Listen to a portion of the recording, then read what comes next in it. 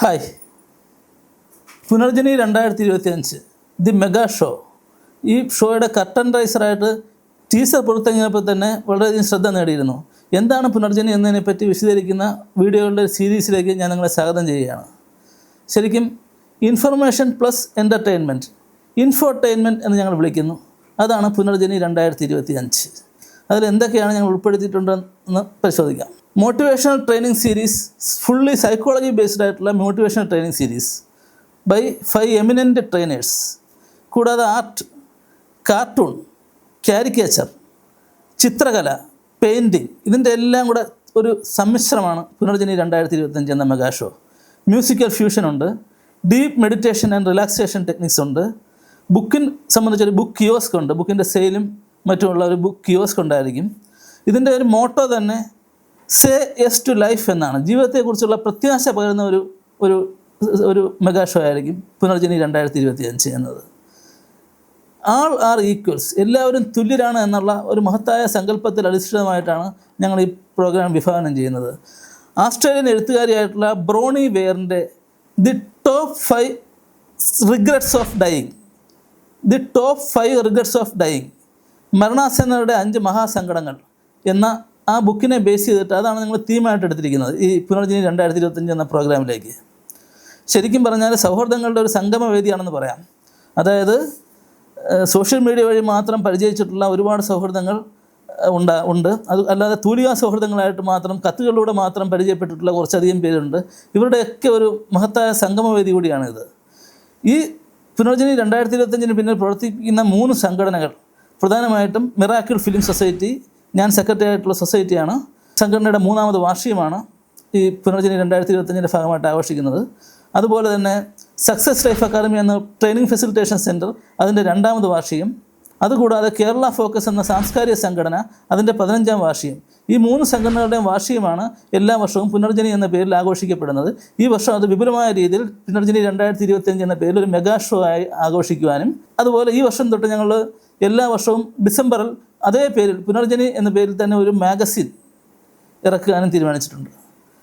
ഇപ്പോൾ ഒരു സന്തോഷ വാർത്ത എന്ന് വെച്ചാൽ നമ്മൾ 3-4 മാസമായിട്ട് കണ്ടക്ട് ചെയ്ത് വരുന്ന ഒരു പുനർജനി 2025 ഭാഗമായിട്ട് കുട്ടികൾക്ക് സമ്മാനങ്ങൾ കൊടുക്കുക എന്നുള്ളത്, അതായത് മിറാക്കിൾ ബഷീർ കോൺടെസ്റ്റിൻ്റെ ഭാഗമായിട്ട് miracle film society Vaikom Muhammad ബഷീറിൻ്റെ സ്മരണാർത്ഥം അദ്ദേഹത്തിൻ്റെ ഓർമ്മയ്ക്കായി സംഘടിപ്പിക്കുന്ന ആസ്വാദനക്കുറിപ്പ് മത്സരത്തിൻ്റെ വിജയികൾക്ക് സമ്മാനം കൊടുക്കുക എന്നുള്ള ഒരു വലിയൊരു പ്രവൃത്തി കൂടി നമ്മൾ പുനർജനിയുടെ ഭാഗമായിട്ട് ചെയ്യുന്നുണ്ട്. ഒരുപാട് സെലിബ്രിറ്റികളായിട്ടുള്ള അതിഥികൾ നമുക്കെന്നുണ്ട്. പത്മശ്രീ ഹരീന്ദ്രൻ നായരെ പോലെയുള്ള അതിഥികൾ, ഷാജി നടേശനെ പോലെയുള്ള സിനിമാ നിർമ്മാതാക്കൾ, അതുപോലെ കാർട്ടൂൺ അക്കാദമി സെക്രട്ടറി ആയിട്ടുള്ള എ സതീഷ്, അദ്ദേഹത്തിൻ്റെ സാന്നിധ്യം, മുഴുവൻ സമയ സാന്നിധ്യം ഉണ്ടായിരിക്കും. പിന്നെ ഇതൊരു ഫിലിം സൊസൈറ്റി നടത്തുന്ന പ്രോഗ്രാം ആയതുകൊണ്ട് തന്നെ നമ്മുടെ ബഹുമാനപ്പെട്ട ചലച്ചിത്ര അക്കാദമി ചെയർമാൻ, അദ്ദേഹത്തെ ഞങ്ങൾ ക്ഷണിച്ചിട്ടുണ്ട്. ശ്രീ പ്രേംകുമാർ അന്ന് ഉണ്ടായിരിക്കും. അതുകൂടാതെ സിനിമാ സീരിയൽ താരം സാജൻ സൂര്യ, അദ്ദേഹം എൻ്റെ സഹപ്രവർത്തകൻ കൂടിയാണ്, അദ്ദേഹം ഉണ്ടായിരിക്കും.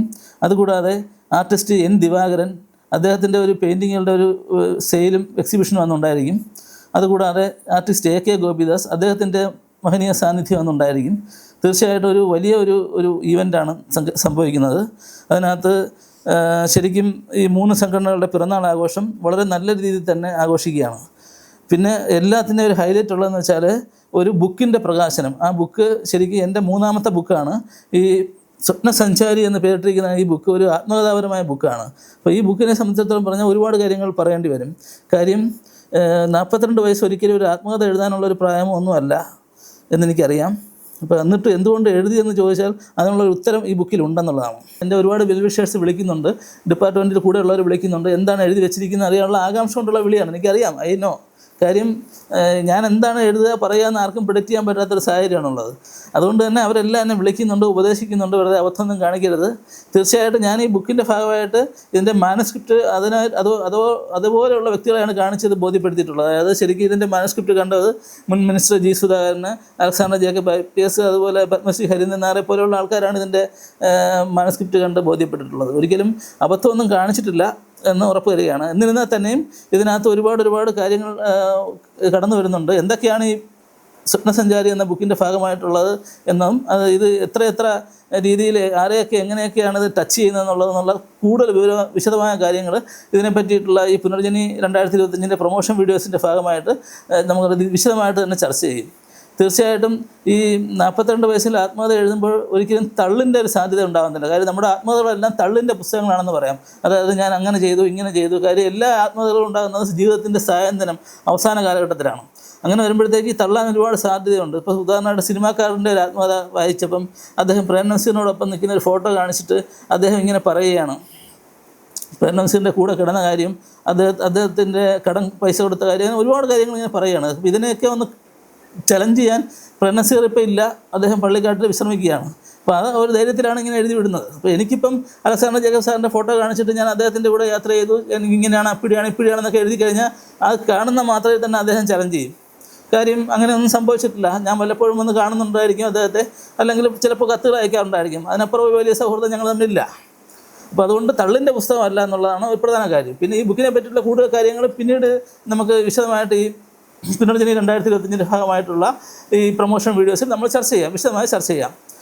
ശരിക്കും എന്താ പറയുക, നമുക്ക് ഇനിയിപ്പം കുറച്ചുകൂടെ ഒരു പത്രഭാഷയെ പറഞ്ഞു കഴിഞ്ഞാൽ ആർക്കൊക്കെ മുറിവേൽക്കപ്പെടും, എന്തൊക്കെ കാര്യങ്ങൾ ഇതിനകത്ത് സംഭവിക്കും, ഇത് ആരെയൊക്കെയാണ് ഇതിനകത്ത് കൂടുതൽ മുഖംമൂടി കൽപ്പിച്ച് ചീന്തപ്പെടുക തുടങ്ങിയ കാര്യങ്ങൾ, വളരെ സ്ഫോടനാത്മകമായ കാര്യങ്ങളൊക്കെ ഉണ്ടെന്നൊക്കെ ഞാൻ അവകാശപ്പെടുന്നുണ്ട്. ശരിക്കും പറഞ്ഞാൽ കാര്യം അവകാശപ്പെടുമ്പോൾ എന്തോ അവകാശപ്പെടാമല്ലോ.